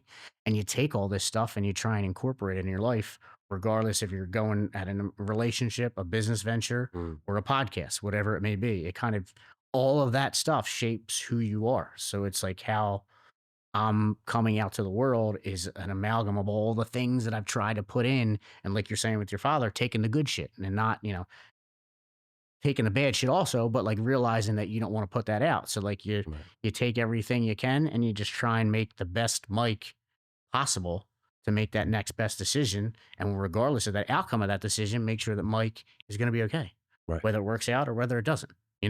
You're still Mike Sage. Yeah. You're still here. You know what I mean? Whether the person calls you and says, "Hey, I can sell it," or "Hey, I can't sell it," you're still good. And it's because of all those things that you've kind of put together that got you to where you want to be that show you how to like keep going, to walk that path or to find that path. And I don't think anyone cannot be on their path. I think everything that you do everywhere in your life is part of that path. And it's just going to keep getting you. My favorite people, Ram Dass, I mean, he's not here anymore. Dr. Richard Alpert would just say, we're all just walking each other home. Like everyone has a different path. We're all doing different things. We're all incorporating different things. Love that But we're saying. all just trying to get home. You know what I mean? We're all Yeah. just trying to get home. And regardless of what your path is, I just don't want to make it harder. If I can help you, I can help you. Mm, But whatever that path is, however you got to that spirituality, that soul, that perspective, whatever the words are, the nouns you use to describe it, it's just every experience that you've ever had in this life and how it comes out through who you are. I think as long as you're authentic with yourself and the things that you say and do, you're the same in business, you're the same in relationships, you're the same in if you're coaching, whatever it may be. like one of the coolest things this dude Tanner that I worked with at JG Real Estate ever said to me. He was like, dude, you're one of the realest people I've ever met. He's like, you just shoot me straight all the time. If I need help, you help me. If there's something you could do. And I think about him, like Tanner was the man, but I think about that all the time. It's like, and that's just how I want to be perceived. I never want to be one of those people that say, oh, it's business. I hate that excuse when someone says, oh, it's just business. I feel like that's just a cop out for being I'm a jerk off. This is how I'm gonna treat you because I honor money more than I do a personal relationship or how you are. Right. So like to me, that's never an excuse I want to use. It was just business. I just want to be authentic in every fucking part of my life. That's one of my biggest fears, being construed as not authentic in whatever I'm doing. So that's kind of why I'm so open with all my shit. And I don't care like what I talk about or what I say, because I am what I am. Like you can, one of my favorite quotes is from Popeye. I am what I am. And that's what I am. Like, that's it. That's so like, you either take me and love me or leave me alone. So Shane McDermott said that in Airborne. So that was like my other Instagram, my personal Instagram is Mitchell Goosen. And people, Mitchell Goosen, that's your so many people at the gym will call me Mitchell, and I've never corrected anyone. And then like people who know my name be like, "Why did you just call you Mitchell?" I'm like, "I don't know. He thought my Instagram name was my real name, so I never corrected him." So now there's people that know me as Mitchell. There's people who call me Mike. But it's still one of my favorites. He's a surfer, rollerblader, California that moves to Ohio. Yeah, he quotes Popeye. Down Devil's Backbone. Such a good movie. Last guy I saw walk down that, he was like all messed up and walked down. Isn't Jack Black in that too? Yeah. That's such a good movie. He was Augie. Yeah, that's it. Yeah, the goal. Yeah. But did I answer your question with the spirituality? Does that make sense? No, I don't think I lost every bit of interest ever since you said Popeye. I was like, I'm done. I actually thought about getting that tattooed on me because I like that quote so much. I am what I am. Like just like one him, words all down your arm. Now, you know what I was thinking? Like him on the ship with like a bad storm behind him because he has. You ever seen his knuckles that says "Hold fast"? Yeah. Like he's holding on to the ship, and then just have underneath saying like "I am what I am," and that's what I am. I love it because I think it just sums me up. Like I am what I am. That's what I was gonna say some tattoos I absolutely loathe. I'm like right. That I mean, I have zero. I have zero too. Right. If I got a tattoo, I'd be the first sage to ever get one. Really? Yeah. That's crazy. There's not one sage that has a tattoo. Yeah, unless they have it on their wiener or their butt. Or no one ever told you about it. No one ever taught. Damn. Yeah. There would be one say, yeah. So we still have no sages with the tattoo. Man, yeah. I would have swore your Uncle Frank would have had one. No. I always thought he had a duck on his penis, but he like if that's not where I was going. If I brought him on the show, I would love to be like, just whip it out, dude. Now you want to talk about someone who we always would admire and epitomize as the hardest worker, Frank Sage. You're not. There's kidding. not. I still talk about him to this day. You're not. Like he's nuts. 25 sit-ups in the morning, 25 push-ups. Then he eats like bowls of fruit. Like, dude doesn't eat candy because he's got a sugar rush and he uses the sugar rush with the fruit. But working 10 hours a day at Boeing, selling Christmas trees, selling flat, like whatever it was. Frank was working. He had a fruit moving. truck. Yeah, he was moving. And that's something we would admire when we were younger. I remember talking about it. Like Frank Sage, Chris's dad, is the hardest working dude you ever meet in your life. He's a hustler. Yeah. Yeah. Selling like it's just and like going back to what you're saying, you admire that. But so like you kind of want to be that. I don't think it was ever for the money. No, I think Frank just couldn't slow down. No, that, and I think it was because he loved his kids. I would agree with that too. Yeah, he was. And if the outcome like is the money, true. He was like the true American dad. You know, like it's a good business, and he knew like he had a business sense to him. He's like, but Boeing's my thing. Right. I could do this, and then my kids will take it. Right. And the tents. And that's what I'm saying. The tents, the like the fruit truck obviously was gone. But that's because the neighborhood turned. I don't think you could put a fruit truck out in Folsom. No, I would doubt it. Yeah. You know, but I think it would actually do well. Like right this day and age, I think right now, I think, you know, Produce Junction is no longer Produce Junction anymore. I think they sold out and got the shittier fruit. You know, Chris would probably be able to tell us a little bit more about this. He'd probably be like, oh, you don't know fucking fruit. He's going to make fun of us for this. Yeah, he's going to make fun of us for this. And I tell him wholeheartedly, I'm like, well, you know fruit. Like, how do I pick it? And he goes, go to the fucking store and get it. I'm like, he's like, if you get a bad one, you get a bad one. I'm like, thanks, man. can I push it? Like, can I pierce it? Can I take a bite of it? And like, he's like, just go get what you think is right. I'm like, all right, sorry to bother you. Right. Yeah, go build fucking helicopter, you prick. Nah. The one thing I do want to bring up that is you brought up a few times today, and I want to get deep. You keep talking about life-taking type of opportunities for people and this and that. Did that ever come your way? Like an opportunity that was going to change my life, you mean? No. Did you ever think about taking your own life? Did you ever? Oh, yeah. Sorry to word that it's okay. question differently. It's all right. I thought you were talking about. So like I mean, I'm afraid to say yes to this because like who's going to listen to it? That would feel Dylan's hurt if listening. I mean, like if I like from my family. That Oh would yeah, hate it, you know what I mean? yeah. I've never really gone down the path of like, man, I'm gonna sound like a psycho here, of like thinking about it too much. But there is like something that people deal with when they have depression or, you know, any mental issues. I don't know use issues, but like any mental things going on. It's like, I don't, can I say the word suicide? Like, can I, or Shit. whatever, ideology. So yeah. Like you don't like glorify it, but like it's just always kind of there, and it's you don't control. I don't control my thoughts as much as you don't control your thoughts. Like if I said, don't think of a purple elephant right now, you're thinking of a fucking purple elephant. So like I did exactly. So like to not think of that kind of stuff for someone who already has a lot they're dealing with up there it's almost impossible. Mm-hmm. So like it's like kind of like you're not your brain's default, but it's just like it's like the dark side of your ego just trying to make you feel worse in your depression and to tell you like this is your only way out, to like do something like this, which rationally we all know is never, 99% of the time it's never the solution. And I'm not justifying it. I was gonna say, well, one of the things that men do, right, is they have like a sexual thought every 7 seconds. I would say something like that, I was yeah. gonna say, I don't know the actual Right. But you're a dude, statistics you know on it, what but is, I'm yeah. getting to that point. Right. So like when you have a bad day, like when I have a bad day, you go outside and you sit down on the porch and you listen to the birds chirp and you're like, man, I could fucking end it right now. Right. Like, would that make it better? No. It's not a suicidal thought. It's just like, dude, would it just end? Mm-hmm. No, it wouldn't end. Right. Are you kidding me? Like, dude up there got us, he's probably got jobs lined up for us. Like, I don't want to be a bagger. Yeah. I'm not ready for that again. Right. Like I don't want to start at the bottom. Right. Like I'm 40 years old. I'll wait till I'm 80, 87, 97, like Mm-hmm. I'm sure when those jobs come available, when we get called up at those ages, like they're not going to make us bag groceries. Like you remember the scene in Shawshank Redemption when he's sitting there bagging and he's like, I can't do it anymore. He's like, maybe I'll just kill the boss and I go back to where I love. Mm-hmm.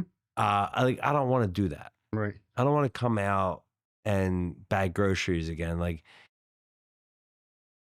I love life, but we do come from times that we think about like, oh man, would it be easier just to end it? No, it's not easier. Right. It's just another problem. Like now your bad day is becoming 50 fucking million people's other bad day. Spread it out. Yeah. You like, you're a selfish prick when you do that shit. Mm-hmm. And I understand that there's a lot of mental load that goes on to it, but you're selfish. Say there's 30 people in your family. You take your shit because you had a bad day. Mm-hmm. Now they all have bad weeks, months, years, depending on your relationship with who you are. Right. So you said it a lot today, and that's why I wanted to ask you. Sure. Is it something that you deal with on a daily basis? Is it something that you deal with on an hourly basis? No, I would say it's more when I was like in the worst situations I could be in, and you just are by yourself. You go down the road in your head, and it's just something that not manifests, but like you end up having those thoughts about.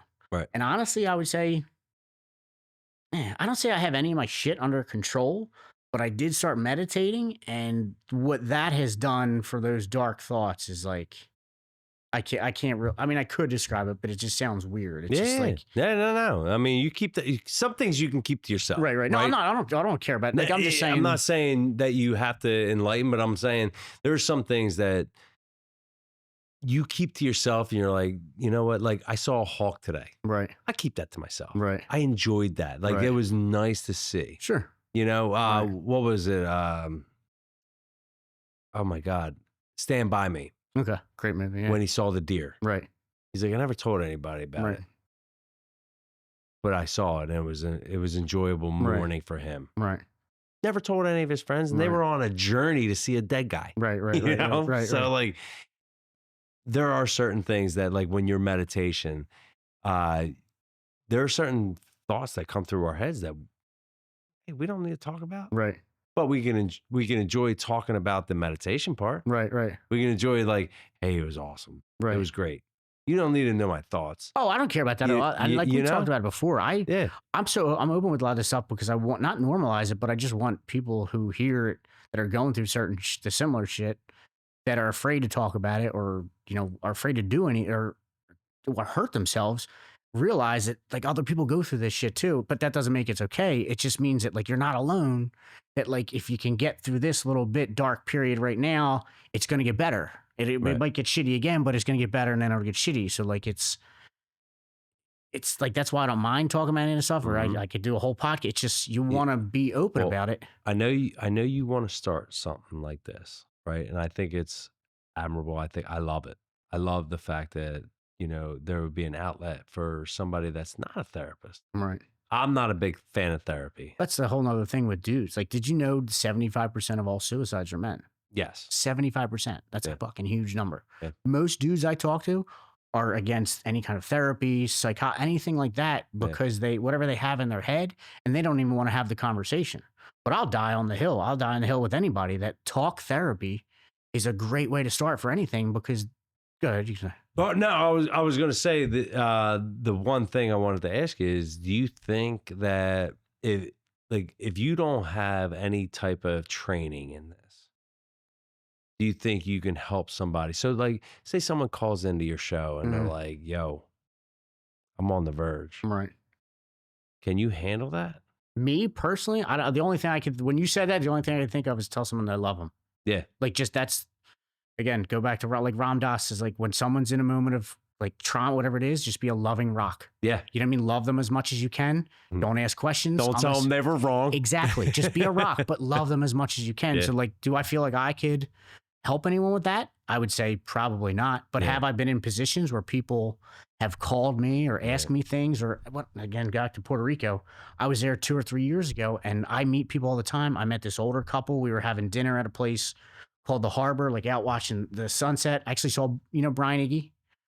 Who? Brian Iggy, you're older than this, went to Ridley, played basketball, like really successful, big family. Yeah. So I saw him there that night. His family has a house in there, but different story. So anyway, I'm talking to this guy, and he says something about his son's depression and how scared he is that his son's not going to be able to get out of their house or do anything because he's so debilitated by this depression and everything he's going through with the drugs, and he doesn't understand it because he never had it and knowing his friends, and he thinks it's kind of shit. Whatever. Long story short, me and him, I was crying with this guy into the night because I told him my fucking story that I've been to really dark places before. I thought I wasn't going to do shit. I still don't have the highest opinion of myself, but here the fuck I am in Puerto Rico talking to you about how to help your kid with depression. I gave him my phone, like whatever the fuck it is. So while I might not be capable to do it, I'm going to fucking try. I was going to say, God throws people in our path to show us like, hey dude, maybe this is your calling. Right. Every person has a piece of the puzzle. You don't need the training. Exactly, yeah. And so I would pay for more experience than a person that went to grad school. Right. Like talking to a therapist who's never had suicidal thoughts or depression. Yeah. It's hard to relate because you don't really understand what I'm saying. And they sit there and they're like, well, the book said. Right. You know what? Or they're going to call someone because you said something that's too scary. That's the same jerk off blackjack player who's like, well, the book says this. Right. Well, you know what the fucking book says? Right. Nothing about me. 'cause I'm Nothing not like a about book. me. Yeah. Exactly. They don't know how the room's reading. They don't know how this is going. They don't know how any of that's going. Right. So talk about what you want. Like you were telling me right before the show, you may want to start something like a podcast or something like that to talk about this very thing, I believe, Sure. right? Yeah. I mean, So the idea was just kind of like, honestly, I didn't want to be real. Like, I didn't want to be involved. I wanted to have the podcast, but not be involved in it at all. My idea was to hear stories from people who were successful in MMA, jiu-jitsu, Muay Thai, boxing, combat sports, guys that we look at it as like, I love these the guys are name. too tough. I You know love what I the mean? name. They wouldn't do anything. But talk to people who have been through this shit and who have gone to therapy and who have attempted their life or all this stuff and who have reason or can talk to you about the other side, how to get the hell out of it. One guy that comes to mind, his name's Tom DeBlas. He came to 2 years ago. A friend of mine passed away training jiu-jitsu while we were there. Really traumatic experience. And we had a fundraiser a couple months later. Tom DeBlas, who's a real big name in the jiu-jitsu community, came out, but he's very open with his depression and all the stuff that he goes through. He's a big follower of Jesus, but he deals with a lot of shit, mentally. And my thought was just to get people like that on, tell their story, be honest, so whoever's listening knows that shit gets better and you don't have to do the worst case scenario. Right. And there's other people out there who've done things that you can do that are real fucking men. You know what I mean? Like if you look at someone like Tom DeBlas, you're not going to tell him he's a pussy because he went to therapy. Tom will rip your fucking head off. Right. So like if you see Tom going to therapy, like, shit, Tom does it. Why can't I do it? Right. You know what I mean? But Tony that was my Soprano thought. did it. Exactly. Tony Soprano or Khalil Roundtree. Yep. Just one of UFC, like big black dude, jacked. Yep. Lost to Poetan by like nobody in the world could beat this dude up. And this dude talks about his openness with depression, going to therapy, psychiatry, and all this stuff. And if he can do it, why the fuck can't you do it? You know what I mean? What was the name of it? I don't know if I want to say it because I don't want anyone to take it. It's not. Well, can you TM it? Dylan, can we TM this? He's like, I don't give a fuck what you do. I mean, if I was going to call it grappling with depression. So I had to explain what grappling was to the wife. Right. She immediately thought wrestling. Yeah. I was like, see, I thought grappling hook. Could be, yeah. I don't even know what the hell the grappling hook is. You're climbing up a building. Yeah, when you're climbing up a building, right? Depression is the building. You got to get to the top. I didn't know what that meant. And then when I started watching MMA in 2020, I really got into it. Mm-hmm. Loved it. It was the only sport going for Right. a minute, and it was great. But grappling is when you're on the ground, right? Yeah. And you're dealing with Another man who's using all his strength to subdue, or right. submit you. And you're on your thing, and you're using your legs, and you're maneuvering their power to you, and dude, it's fantastic. It's like an artwork. That's what depression does to you. Yes, and that's It's like what a depression wet does. blanket that's strong and just hangs on you. Yeah, and Slide says it the best is like it's not how hard you can get hit.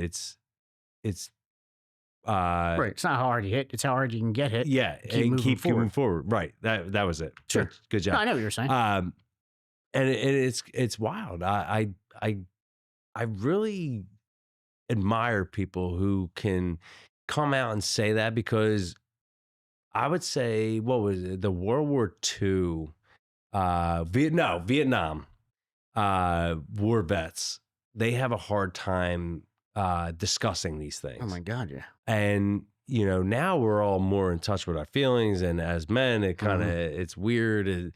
Like we shouldn't be doing that. Sure, we go back to Tony Soprano. You would be like, what's he say? Gary Cooper. The strong, silent type. Everybody wants to be like Gary Cooper. Right. Gary Cooper was gay. Like, you know what I mean? Like that's not who he was in the movies. He was probably a pretty open dude that did all this stuff, but like that's in a lot of people's heads now. They're like, I can't be like that. I'm too tough to be like this, to be open. Yeah. I mean, what, like this, another like weird quote, but like the fragility of a crystal isn't a weakness. It's a fineness. Right. It's what makes it valuable. So like, just because it's not strong as a diamond doesn't mean it's any worthless, like compared to a diamond. It's just different. Yeah. You know what I mean? And when I sit there and I think about you, like normally I'd be like, oh, what a pussy. Get through it. Right. Like get get right, get a beer, Suck it up. like you suck it up, Yeah. go do your thing and Right. relax. No. But why do you think people fly off the fucking handle? Like, there's a They're- reason that tea kettles have that hole in the top. Because if they didn't, they'd fucking explode. Yeah. You got to get that steam and that pressure out. Yeah. That's all. That's why I tell people that's all therapy is. You take that top off for a little bit. You talk to someone about all the shit that's in here, and they're not going to come back and be like, "Well, don't say that to me. That's not my fucking fault that you did that." You know what I mean? You just talk to someone who's listening to you, and she goes, "Okay, I understand. Do you want me to help, or do you want me to just listen?" But once you get that shit out, you feel like a fucking weight is lifted off your shoulders. Right. Now, the next time someone looks you in the street, you're not like, "I'm going to kill this guy." You know what I Yeah. mean? You might be like, "Hey, man, what's up? I like your shoes." Yeah. You know? And then when you do meet that guy and he takes a deep breath and he's like, "It's exactly what I needed," Mm-hmm. and you're like, "Oh damn, I just fucked that Right, up. right. I'm messed up. I'm gonna be done. I'm toast. Mhm. I got to figure out how to get out of this now." But so many people are carrying that around, Oh, yeah. regardless, men or women. You know, it's just, and it's like, even if you don't look at it as therapy, just talk, find someone to talk to, get it out. Right. And if you get it out, I feel like that's the best form of therapy is having a good friend or a podcast to talk about Sure. it with. We were talking about the other day, journaling. It sounds corny, but what it does is it makes you sit there and actually write those words out. So when you say, "I just blah, blah, blah, blah, blah, blah," that takes you a minute to write that out, and you have to think about it and then get it out. You can burn it, you do whatever you want, put it in your journal, Right. but it's out of here. You know what I mean? And it takes a little bit of effort to get it out. And then before you know it, you're just like, that's kind of like therapy. You're just getting the shit out of your head. The more you keep in your head, I feel like the worse your day gets. I agree 100%. Because you carry that load, and carrying a load every day is like the Wears you one, down. the one guy, the professor, he's like, "How heavy is this I know glass what of you're water?" talking about, yeah. And they're like, "Well, it's like 8 ounces, 12 ounces," and Mhm. he's like, "Well, what if I held it for 4 hours? Right, What if I held it for a day? right. Carried it around, Like, it's gonna feel like it's 40 pounds." yeah. Mm-hmm. And that's what we It's a do good with- analogy, yeah. and I love his analogies because his analogy about like when he wrote the 12 problems on the board and one was wrong and they all laughed at him, and he was like 2 + 2 is 7, Right. and he's like, "But you didn't respond to any of the other problems that I did right. You only berated me for the one Right, problem that I right, did right, wrong." right. And we're all human. We all do bad things. We all do incorrect things. We're all subject yeah. to do amazing things. But what we get ridiculed for is our one thing Right. that we do wrong, or the one thing that we have a problem with. And I feel so bad for people that, they hold on to the one thing you did wrong. And look, there are some people that they do really bad. Mm-hmm. And I understand that. Were they ever good? Like, tell me the good that they were doing. I know that I do a million things right. I know I do a million things good. I know that I am a good-hearted person. Right. I do one bad thing, say one bad thing. That weighs on me Right. more than it does the person that it affected, and the person that it affected. Like, I'm not living that down forever. Right. Right. Like, that's it. We're Right. done. We're over. Sometimes, I mean, I feel like we all do that though. Like, I've heard people say that. We're like, "Oh, your cousin said something to me 10 years ago that I'll never forget." You know what I mean? Or he said something to me that I'll never forget. And like, I think we all just like hang on to that. Well, not all of us, because that's a broad brush, but like most of us just hang on to that bullshit. Well, I never understood why we understood. So like, I was at the dinner with my family, and my sister-in-law brought up something when I was 15. I was like, You never had the makings of a varsity athlete. yeah, Tony right? Soprano. Yeah, Tony Soprano. Right. And I sat there and I was like, that's the identifier at 15? Right. Like, bro, I was going You're through 15. my parents were going through a divorce. I Right. was going through a bunch of hormones. I was Right. like, I had no idea what the hell I was doing. Like, Right. you can't judge me on 15. It was 30. No, wait, 25 years ago? Yeah. Was it? Yeah. Holy shit. Yeah, Yeah. 25 years ago. Yeah. And that's the story you bring up. Like, I did a bunch more worse shit later, and that's it. That bother you because that's how she remembered it? And and I'm like, man, that's how you see me. You think she said it to get a rise out of you? You know what? She always breaks my balls, and I love breaking her balls back. And she, like, I love her to death. Don't get me wrong. But it just made me think of, like, man, 15, like, I know what you mean. man, we're still going back that long. And I love her. And look, she's always been a ball breaker. Sure. I have always been a ball breaker to her. And we probably never had a serious conversation in our life. But, you know, I still love her. And, you know, it's my brother's wife. That's, you know, she's amazing. But when you go to identify her, it's like, man, come up with something more recent. Do something a little bit better. I've done a lot of things. I said a lot of things, and more importantly, like a joking matter, because I became a clown with certain people, because if they're never going to think that I'm going to be a serious person, why would I ever try to be a serious person with them? You know? Makes sense, yeah.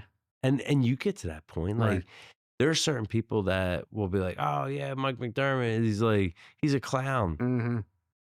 Why would I ever have a conversation with you? Why would I have any type of serious conversation with you? Why would I tell you any of my deepest secrets if you're never going to take me serious? Why would I? Why would I? I agree with what you're saying, yeah. You know? That's just how some people are, though, man. And it's like, you can either react in a negative way and let it hurt you, or just like, man, I can't believe they still hold on to that shit. You know what I mean? Like, that was 25 years ago. I think it just, I mean, I'm not trying to tell you anything, but it's just like how you accept that gift. You know what I mean? Like, if I gave you a gift, I was like, here, Mike, and you just didn't take it, I just have the gift. You know what I mean? So, like, I understand what you're saying, but that would go up my ass sideways, because I automatically assume any joke made has some kind of truth behind it.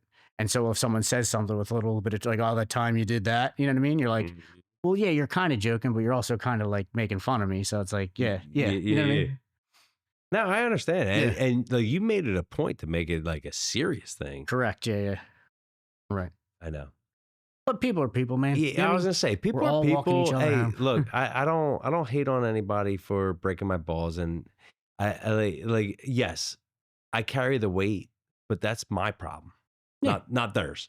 But we also have to consider the source too. Yeah, you know what I mean? like if I carried that around forever, that's my problem. Like, I have to figure that out. Not I them. agree with that 100%. And if somebody comes to me and they tell me about a situation, I'm like, Jesus Christ, why are you bringing that up? I didn't even think about that in 25 years. All right, yeah. Now I got another thing. Now I got another thing that I got to work on, because now that's my problem, not theirs. Yeah, they bring it to my attention, but it is what it is. Now, shoot. As we're going to wrap up, I always ask everybody what they would tell their younger selves, what you would tell anybody coming up. But I want to know, what kind of advice would you give yourself now if you were younger? Like my younger self talking to me now? Yeah. Like when your younger self, say 18 years old, not a care in the world, graduating high school, you had the world by the balls, you didn't give a shit. What would you tell yourself? Because now what we would tell ourselves is not to do this, but our younger selves would be like, suck it the fuck up. Have some fun, Have some fun, dude. My younger self would think I'm such a dork right now compared to what we used to do. You know what I mean? That's a good question. I think it would just be like to have fun. Because like as we get older, everything becomes like this, a job, depression, family, work, bills, whatever. But like we just, like you're saying, you forget to look at the fucking hawk that's flying by and realize that like that's a fucking creature, you know what I mean? That's been evolved for millions of years. That could have been a dinosaur if you believe in that stuff. But like, and now it's here alive with me, flying in the sky 30 feet above it. Sometimes that's what life is. Like just breathe a little bit, have some fun, and like realize that you're gonna be different than you were when you were fucking 18. You know what I mean? Like in another 18 years, shit's gonna be a lot different. You could be Mike might be a billionaire. You know what I mean? Who the fuck knows what the next couple years holds? I like your fucking app. Right. Let's go. I'll take billion. I mean, you don't know. You know what I mean? In the next 18, so it's just like I'm gonna have to give Dylan 25%. enjoy the ride. Take it easy. Shit, you could 25% of $1 billion. What's that? Like $50? Yeah. After taxes and the other fees. But yeah, I guess that's what I would say. I mean, I don't know how long my 39-year-old self and 18-year-old self could hold a conversation before my 39-year-old self would be like, shut the fuck up, man. Like, you just want to do you drink think and go would to you Phillies ever want games? to have that conversation? Oh, fuck yeah. Just I get to see. nervous. I always think about that. I'm like, would I be able to have a conversation with my Probably not. So if we told ourselves, you know, as we're 39, 40 and telling our 18-year-old selves, don't do this. Right. We'd be like, suck a dick. Right. Because we had a mentality like you knew what you were doing. You couldn't tell me shit. Mm-hmm. I took so many bad advices, but you couldn't tell me anything. Right. But if you went back and changed anything you did, you might not be here right now. I probably cracked myself in the jaw. Really? Oh my God, yeah. It'd be like, I got you. Right. Yeah, you know. Yeah, but see, if you didn't do all those things you did that you would change. It would have never shaped me to be That's what I I'm am saying. today. Yeah. It's like a polished rock in the creek. Yeah, we're like Back to the Future. I'm Marty sorry goes back and for Dylan. Creek. That's all. I mean, that's all it is. Like it's just crick. You didn't even listen. Yeah. Oh no, yeah, he doesn't listen to us. Yeah. So I mean, I don't know how long I'd be able to hold the conversation, but it'd be interesting. Probably be a little taken back by the time travel aspect. Like, where the fuck am I right now? Yeah. My parents' fucking shore trailer. Awesome. That's where we were when we were 18 that summer. Yeah. And the 18-year-old self be like, you say you work from where? Mm-hmm. All right. Now I'm gonna kill you. Right. Yeah. You're no. This doesn't happen. Right. No, I love it. So again, that was a fun question. Sure. Aspiring entrepreneurs, people that are going to go into your path, you know, it is possible to be on your own terms, raising money, doing your thing. The fear is always going to be there. Sure. What can you tell people that really are going to get out of their comfortability? Like, Right. how do you get out of your comfort zone? I think you have to realize your anxiety's a liar, and then all the good shit is outside your comfort zone. Like everything that you're comfortable with doing is sure it's cool, it makes you feel good, and there's a lot of things that probably serve you. But like if you were just to hop on a plane right now and go to North Dakota and start bouncing around, like that is way out of your comfort zone. But you're gonna meet people, you're gonna see things, you're gonna do things, and those things are gonna affect how your life goes on. So like you could either sit in your couch and go on your computer all day and do the same things you do every day, or you get out of your comfort zone and you realize that anxiety is a liar. Use that fear to keep you going as an energy and just keep going forward. Like Right. that voice in your head, listen to it, but like don't realize it's not you. You're just a silent observer of those thoughts and just keep going. Do what is going to make this shit happy. Fuck everything else. Right. If this isn't happy, this isn't going to be happy. And regardless of how much money or shit you accumulate, it's not going to fill that hole. So like you have to, regardless of what it is, you just be true to yourself. I heard something. If you sit with yourself for 30 minutes to 60 minutes, whatever your issue is, whatever you have going on, sit and think of that, whatever that is, for 30 to 60 minutes, and you will come out of that time with knowing exactly what you should do. But I'm not talking about going on the internet. I'm not talking about think about anything else or do anything else. Find that thought, think about it for 30 minutes. Whatever you want to do, you'll come out on the other end and knowing what you're going to do. How many people would actually do that? Probably less than 5%. And how many people are going to act on that? That's even less. But all the stuff that you're going through, your anxiety and your fear is completely normal for humans. Just ride with it.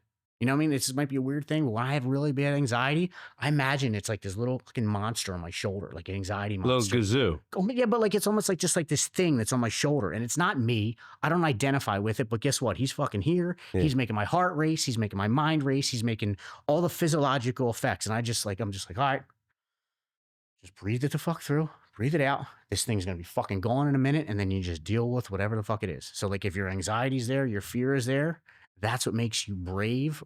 Is by walking forward with those things, you know, there. Not everyone can just wake up and be like, this is what I want to do. I have full confidence in myself. I know it's going to work and I'm going to make it happen.